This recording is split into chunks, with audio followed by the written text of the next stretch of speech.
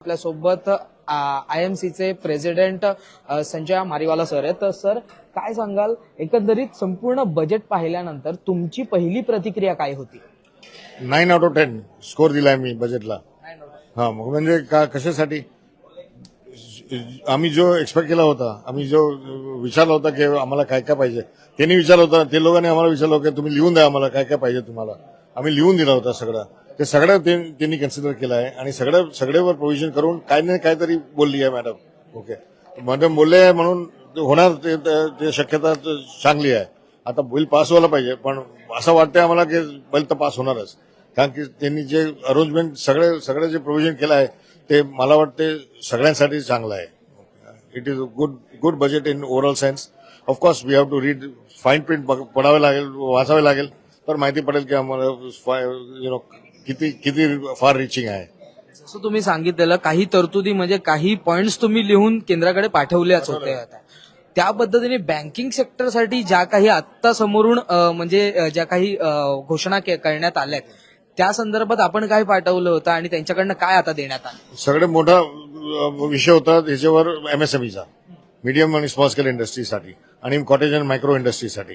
त्यांच्यासाठी आम्ही लई मागणी केली होती, लई सिम्प्लिफिकेशनच्या डिमांड टाकली होती आणि ते लोकांनी कन्सिडर केली आहे आणि सांगितलं की आम्ही सगळं प्रोव्हिजन केलं आहे MSMEसाठी आणि प्रोव्हिजन तर केलं आहे, स्कीम्स बनवली आहे. आता स्कीम्स कशी इम्प्लिमेंट होणार ते तर बघायला पाहिजे, त्याच्यासाठी थोडं चर्चा करावं लागेल.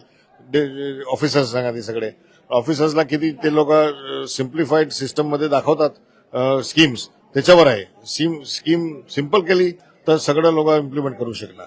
जो कॉम्प्लिकेटेड केली तर परत सेंटरला जावं लागणार आम्हाला डिस्कशन करावासाठी. पण आम्हाला असं वाटतं की मॅडम आता हे वेळा समजली आहे आणि त्यांचा इंटेंट आहे, मोदी 3.2चा इंटेंट नक्की केलेला आहे की आम्ही सिम्प्लिफाय करू, हिंदुस्थानला पुढे वाढवू आणि विकसित भारत बनवू. ज्या पद्धतीने मागचे गेले 7 बजेट सादर करण्यात आले होते निर्मला सीतारामन यांच्या माध्यमातून आणि आजचा 8वा बजेट आहे त्यांच्या माध्यमातून सादर करण्यात आलेला. गेल्या 7 बजेटमध्ये जे नाही घडलं ते ह्या बजेटमध्ये घडलेलं पाहायला मिळतंय.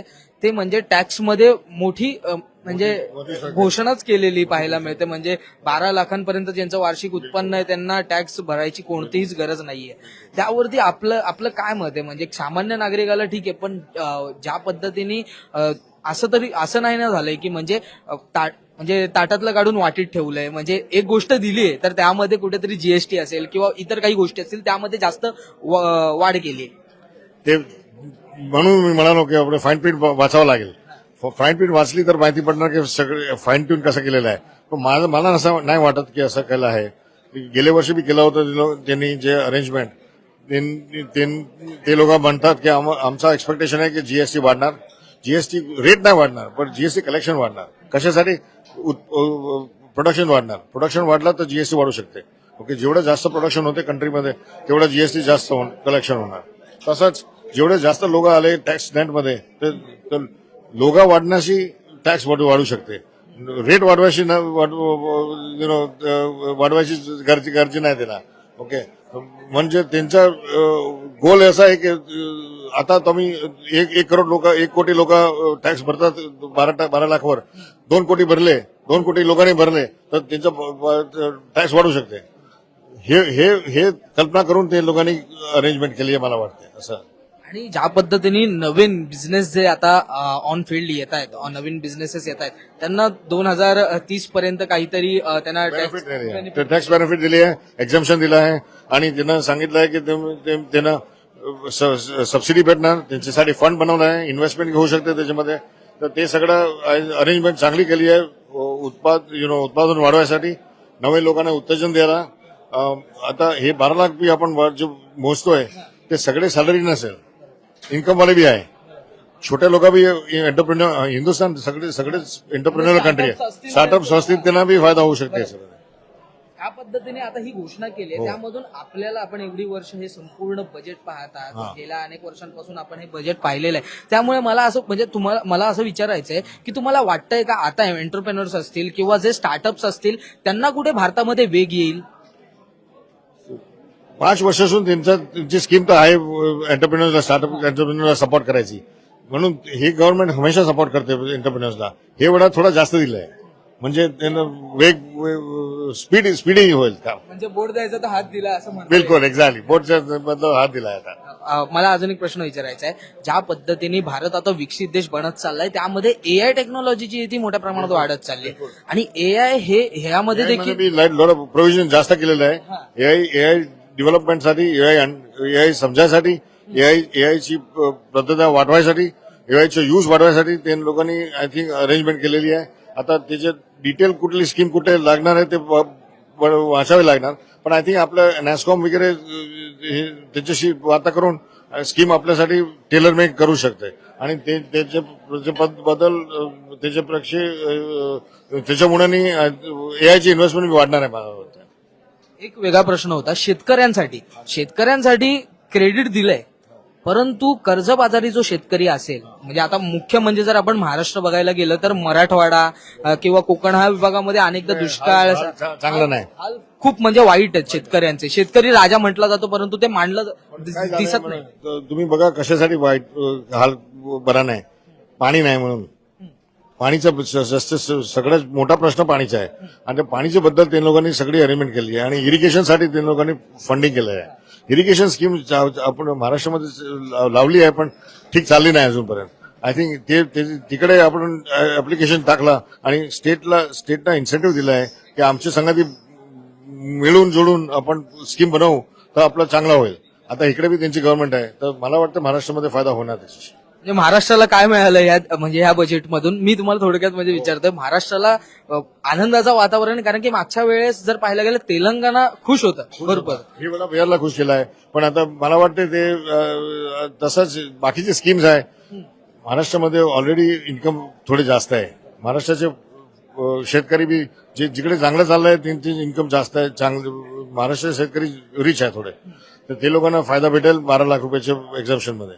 आय थिंक ते करून तुम्ही बाकी सगळी स्कीम बघितलंय, आणि महाराष्ट्राने अगर सेंटर संघाचे हात मिळवून चांगली स्कीम बनवली शेतकऱ्यांसाठी तर आपला इकडे लई फायदा होऊ शकतो. जर शेतकऱ्या म्हणजे अशी कुठे तुम्ही तरतूद केली का, किंवा केंद्राशी संवाद साधताना कुठे असा संवाद झाला काय की जी पारंपरिक शेती चालू आहे, म्हणजे मुलापासून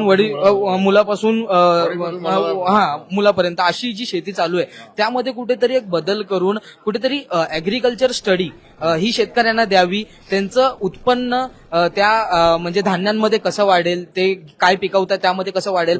तुम्ही एफपीओचं प्रोव्हिजन जे केलं ना, फार्मर प्रोड्यूस ऑर्गनायझेशन, ते समजून केलेलं आहे. काय होते, आपण अगर वडिलांची शेती मुलांना जाते तर 2 मुलं असते तर शेतीला 2 भाग होते, 3 मुलं असते तर 3 भाग होते, म्हणजे शेती कमी होत जाते. आता तिघांना एक मुलांनी सांगितलं की मला काम नाही करायचं, मी शहरमध्ये चाललोय, मला दुसरं काय ऑफिसमध्ये काम करायचं आहे, मला काहीतरी दुसरा करायचं आहे, मला एमबीए बनायचं आहे, तसं बी होतं. गावीतनं माणसं इकडे शहरला येते चेंज करतात त्यांचा प्रोव्हिजन. आता त्याच्यामध्ये काय होतं, ते लँड विकू जाते. ओके, म्हणून ते विकल्यावर त्याचा फायदा भेटत नाही आपल्याला. आता एफपीओ मध्ये काय होतं, तुम्ही पूल करू शकता लँड. एक वेळा पूल केली आणि कोऑपरेटिव्ह बनवली तर तुम्हाला सगळ्यांना जास्त फायदा होऊ शकतो. आपण साखरमध्ये बघितलंय, तसंच दुसऱ्या क्रॉपमध्ये बी होऊ शकते. अगदी शेवटचा प्रश्न, इंडस्ट्रीज खूप प्रमाणात आहेत, टेक्सटाईल इंडस्ट्रीज असतील, केमिकल इंडस्ट्रीज असतील आणि आणखीन काही असतील, त्यामध्ये काय मिळालेलं आहे त्या इंडस्ट्रीजना, आणि म्हणजे कुठेतरी रोजगार वाढेल याकडे कुठेतरी लक्ष देण्यात आलंय का या बजेटमध्ये? एम्प्लॉयमेंट वाढवायचं काम फंडामेंटली आहे की इन्व्हेस्टमेंट वाढवायला पाहिजे.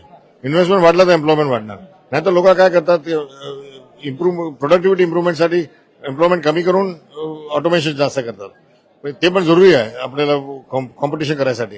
सो आपल्याला बघायला पाहिजे की कुठली इंडस्ट्रीमध्ये जॉब्स वाढू शकते आणि कुठली इंडस्ट्रीमध्ये ऑटोमेशन वाढू शकते. ते दोघांना न्याय देऊन काम करावं लागेल.